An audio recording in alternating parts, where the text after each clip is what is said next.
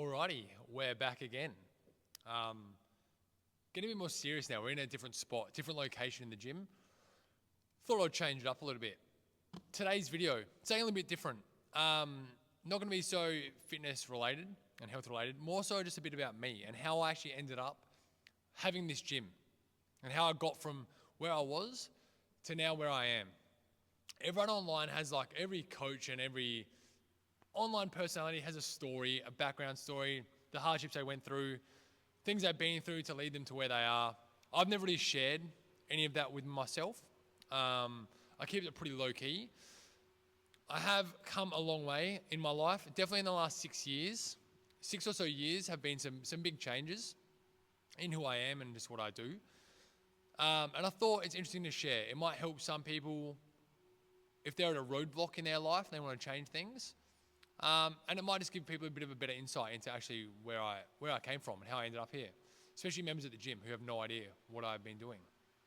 So, I do currently own the gym, everything in it, and I've grown this gym quite a lot in the last year and a half, and absolutely loved every second of it.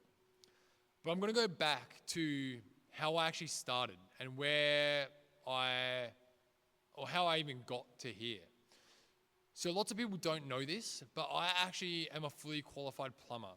And I was a plumber from the day I left school in year 12 up until a couple of years ago when I finished uni. I still am qualified, I still got my license. So if all goes to shit here, I could get back on the tools and go and make some dough. Ideally not, but I wouldn't mind. I could get around it for a day or two. So at school, I was born and bred to be a plumber. I did my year 11 and 12, I did trade school the whole way through. So that way when I finished year 12, I stepped straight into an apprenticeship, ready to go. I had my 18th birthday, I reckon 3 weeks into my plumbing apprenticeship. I'll put a photo on the screen of my first week of my plumbing apprenticeship, me and my mate Benny Blackwell mucking around. At that time, I was heavily into the gym. I played footy, but I was heavily into the gym. I loved just going to the gym, lifting weights. And I had since I was about 16. I just loved it. Always loved everything about the gym and lifting weights. I was deep into it. Anyway, so I was plumbing pretty much up until full time, up until I was 25. So I actually started training in the gym when I was about 16. My dad was super into it. That got me really into it. Footy pre-season would muck around. I even had weights at home. And I look back on this now, I had weights at home in the shed, some shitty old metal weights, steel plates. And I'd go in there and I'd just pump out, I would have been 15 or 16. I'd go in the shed and I'd just pump out 100 bench press or 100 bicep curls. And I'd do it on the regular. I was always loving it. And that's something that stayed with me. I was always a bit addicted to that thing. I don't know what it was, but I still am now. And I always just loved it. So I look back on that now and I laugh a little bit because now from there to where I am is so different. So at the gym, in year 12, me and my mate, we just went to the gym every day, smashed it. Drive our cars to the gym, we'd go there for an hour and a half, 2 hours. I'd be loaded up to the eyeballs in pre-workout and supplements, anything to try to get bigger. I loved it, always mucking around. Did that for years, all the way through my plumbing apprenticeship. I was always at the gym, still playing footy though. And then I actually got into Muay Thai after I played footy when I moved to Melbourne. I moved to Melbourne when I was 22. I was still plumbing then, construction plumbing, but I got into Muay Thai and heavily into Muay Thai. Absolutely loved that as well. So I had a few amateur fights, trained every day, was running flat out. Lost a lot of muscle. I was super skinny at that point, just because of the nature of the sport. But I loved it. I had a great time, met some great people, met some of my best mates there, and I was doing that. And then I actually decided to quit plumbing. Yes, I did. I was 25, 24, and I remember being on site all day, and I was thinking to myself, there's got to be more to life than this. I was deep into Joe Rogan podcast at the time, and I would listen to him for about 8 hours a day on site. So I worked in construction plumbing, so I'd be on the site all day, high-rise buildings in the city, around the city. I'd have my headphones in all day listening to Joe Rogan. And then he's always doing inspirational stuff, talking to inspirational people, and I'm just like, man, there's more to life than this. There is more to life than this. And I'm like, what can I do? I was always thinking about what I could do, how I could improve, how I could give more to the world. I knew I could give more to the world than laying pipes all day. So I thought maybe teaching could be a good path. My mates were teachers and they sounded like they loved it, and it always sounded really good. And I'm like, maybe I'll be a teacher. So I looked at teaching degrees, how to do that. And I decided to enroll in uni and do a bridging course because I couldn't get into any degrees because I didn't get an ATAR in year 12. I just got through year 12. I didn't do really well, but I just got through it because I was, like I said, I was born and bred to be a plumber. So I went to uni, did a 3-month bridging course. Now, this was the big turning point. I thought the bridging course was part-time and I could do it after work hours. It turned out on the day of starting, it was like 2 days before I was meant to start, that it was full-time. And it was every day. And it was not after hours. So I had this moment of like, do I quit my job now on the spot? Or do I cancel uni, put it in the too hard basket, and just keep being comfortable? I was making really good money plumbing. I had a really comfortable life. But I just wasn't satisfied with what I was doing. And I'm like, you know what, fuck it, I'm gonna go to uni. So I quit my job on the spot. The boss was a bit taken aback, obviously, but in construction, it's pretty easy to quit and move to another place, and they find new people all the time. And it actually was the perfect little storm. COVID hit not long after that. So I probably would have got laid off anyway, and it allowed me to have the freedom to then move back to Adelaide when Melbourne went into lockdown, because I was just doing online uni. So it worked out perfectly. So I ended up going full-time uni online. So I was confined to my house. I had no job, but it was all right because I was getting the COVID government assistance. Perfect timing. I got a nice big payout from my work, from long service leave and so on. So everything worked out pretty nicely for me. I was like, this is all right. The really hard thing was leaving work. But once I did that, everything else got a hell of a lot easier. I was happy to do different things. In the time while I was at uni, I worked in absolutely anything I could. I look back now and I was doing air tasker jobs, plumbing jobs. I was working with guys doing bricklaying, rubbish removal, demo work. I was doing anything to make money. I had no choice. And it was stressful because I'm driving around what am I doing with my life? Working for some yobbo, fucking taking out, doing a demo at some house, If you ever seen Demolition Guys, yeah, you know what I mean. Anyway, so I'm working with these yobbos, looking around what am I doing here? But knowing that there's something better for me coming.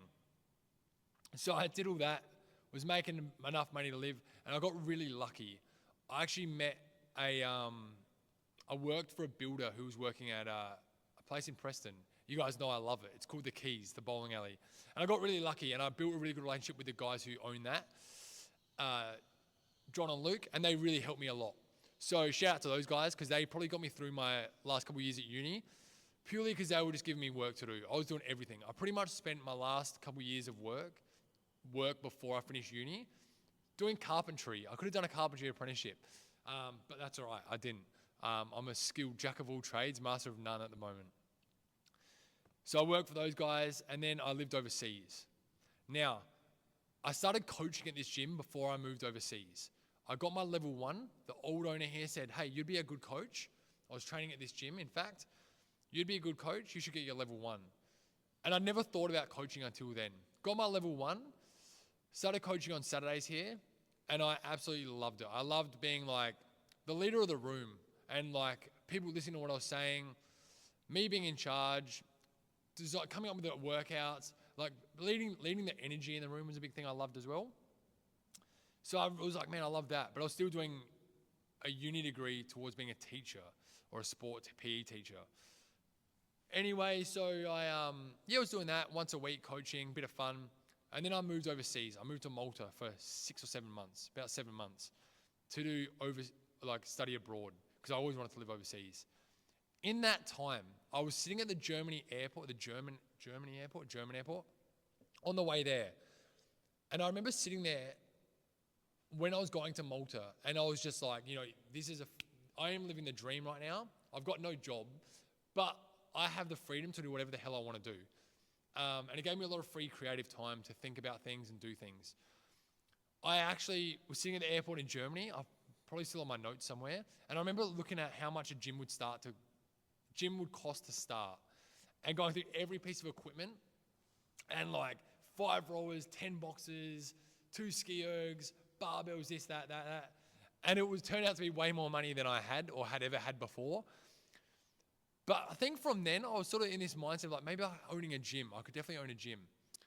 Went to Malta. I was at the gym every single day. I had the best gym over there. The boys that ran it were legends. I learned a lot from their coaching style, from how they operated. And I was like, this is what I want to do. Teaching was not for me. I didn't want to be in the confines of a school. I didn't love school, and I think going back to a school would not have been fun for me.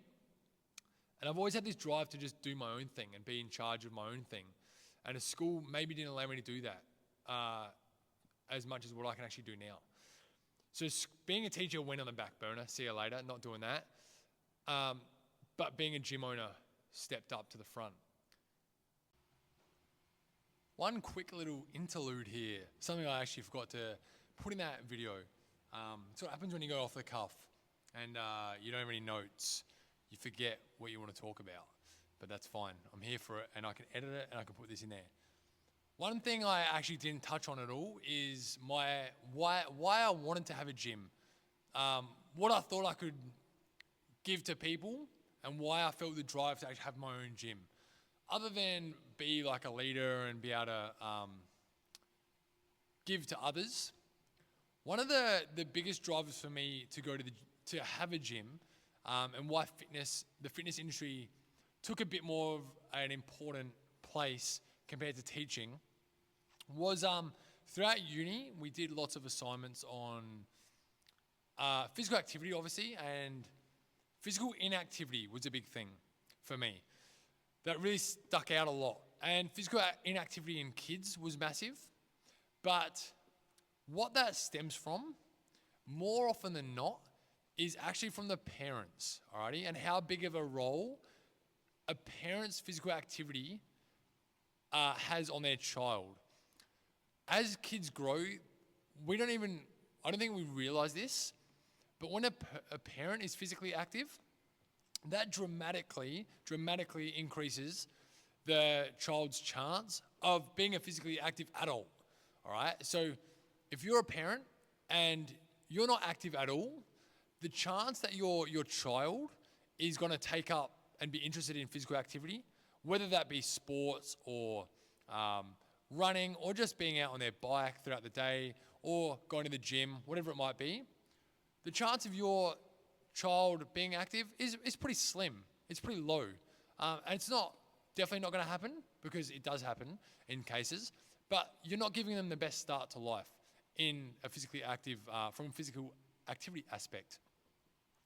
Whereas you have the parent who is in the gym every day. It's just part of their life. It's what they do. They're out running around. They're doing things with their kids all the time outside. The kids see them be physically active. They actually will start to imitate that. And physical activity will become a part of their life. So that really stuck out to me.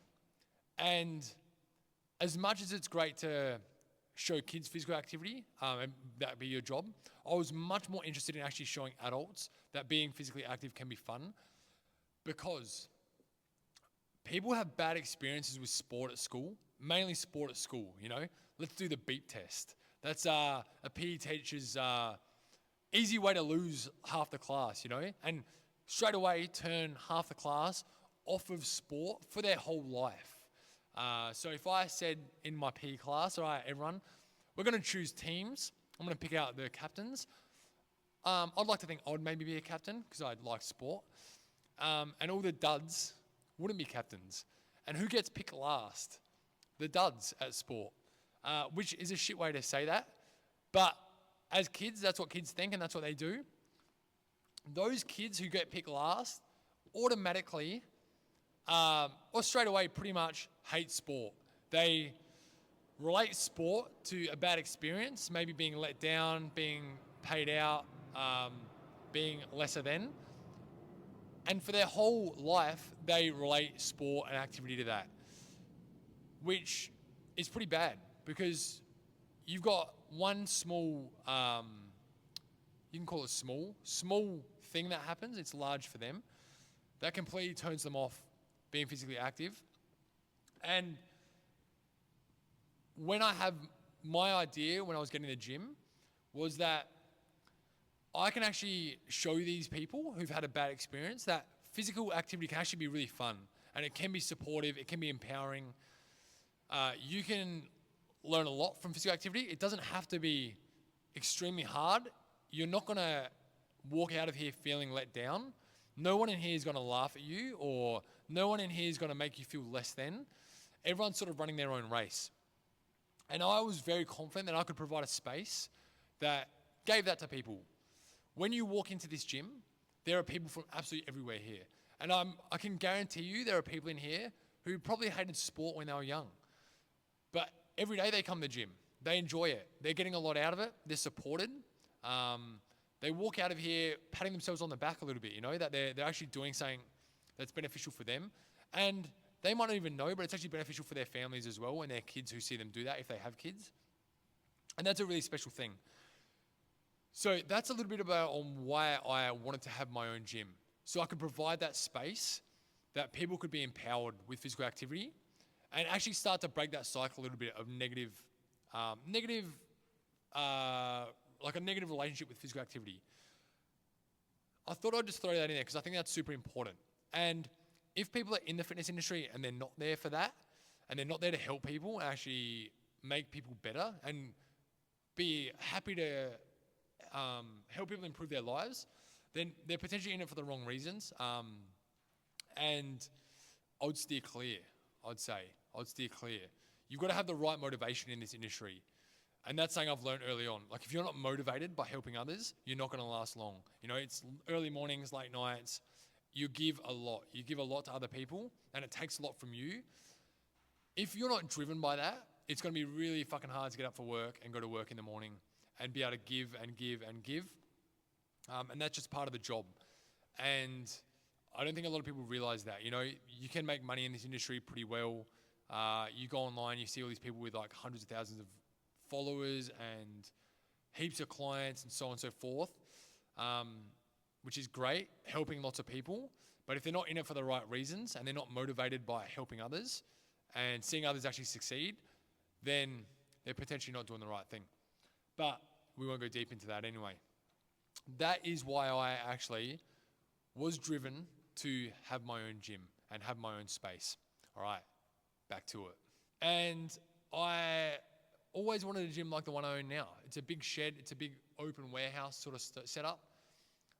This was like the spot I would have loved to have. So I lived overseas, came back. I got a job straight away when I got back as a full-time coach. So I made the career change. I'd given up plumbing, straight into full-time PTing and coaching at a gym in Maribyrnong. In that time, I learned so much. The owner there, Mark, thank you very much. He taught me so much about owning a gym and maybe what it takes and the business side of it and how much work there actually is involved. But I was hooked. Like I knew that's what I wanted to do. And lo and behold, the old owners from this gym asked me to help out and coach a few times a couple of years ago. So I did. And they actually were like, we're thinking of selling. Would you be interested in buying? And everything was perfect timing. I was in the perfect spot to do it. I live around the corner. I knew this gym. I knew the community. I knew what this gym needed to be great. And I knew I had the energy and the love to give it. So I jumped at it. It was a done deal. So got the gym, started 2025, and obviously that's where we are now. The gym's grown quite a lot. I've been able to implement all these things I've learned along the way into my own business. And all of the things early on, quitting my job, going through stages when I had like no money, I had no confidence because I'd gone from making all this money and being able to do all these things, traveling all the time, doing whatever, not even thinking about it, to actually being on the lesser end of earnings and having to change my lifestyle a bit. It was really, really hard for me at the time. But I got through that and it's helped me a lot now. Now that I have this gym, it's made me a lot more resilient, and even just other things in life. Like if that go through those stages that I'd been through already when I was a bit younger, and I repeat this to every member in the gym. It's like when you learn something or you get injured or something happens, it creates it knocks down like a layer on the wall. And then every time you get stuck at the wall again, it's a little bit easier. So every little thing you go through now, every hardship, every roadblock you come to or obstacle, and you actually get through it, next time you come to it, man, it's so much easier to get over. And I preach that to everyone because I've actually been through that. I had these things like, do I quit my job? Do I go start uni as a 25-year-old with a bunch of 18-year-olds? Do I go and work for these guys fucking ripping up floors and ripping up houses all day long for like fuck all money? Do I do that stuff? Yeah, I do, because it helps me get through, and it's the stuff I just have to do. And it makes you a lot more appreciative of when times are good. Like, and when times are good and when things are going your way, things are flowing, you know there's a light at the end of the tunnel, and it makes those times so good. So I'm really loving this time I'm in right now, and I'm loving the gym. But yeah, I've come a long way from plumbing to having this space.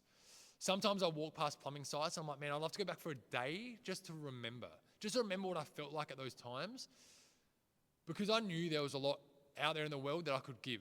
You know, there was people I wanted to work with. I wanted to work with young men, younger women, older women, teenagers, older people, younger. You know, I just wanted to work with everyone. I wanted to build relationships with everyone and just expose myself to the world around me, which being constrained in a work site wasn't allowing me to do. If you are someone who is thinking about changing careers or trying something new, I 100% say dabble in it. In saying that, I had no kids, I had no mortgage, I really had no tie downs in my life, which made it a lot easier. But I can promise you that if you just start dabbling a little bit in like maybe things you're passionate about, you never know where it's going to lead. You know, it can open new doors, and you can always make more money. You can always get a job doing something. There's jobs everywhere in the world, especially in Melbourne. You can find money if that's what it is. I'm a firm believer in like, I try my best as well not to talk too much about doing things for too long without doing them. If you're going to talk and think and stew and always have in your head that you want to do something different, or you want something different, or you want something, you want to chase something down, just do it. Or stop talking about it. It wastes time. It doesn't get you anywhere. And when you actually go and chase these things, it gives you like a little sense of mastery and this belief that, hey, I can actually do that. I can chase that down, and I've done it before. And like I said before, it makes things a lot easier. So I'm a firm believer in that. If you want something, if you have a goal, just do it. Or stop thinking about it and move on to the next thing. It's harsh way to think about things, but it clears the noise and actually helps you move forward and to do other things, and you're not getting stuck. I'm going to leave that on that. That's how I ended up from plumbing on site to the gym. Hope you enjoyed. I'll be back with more fitness content next time. I just thought I'd share a little bit about how I ended up here.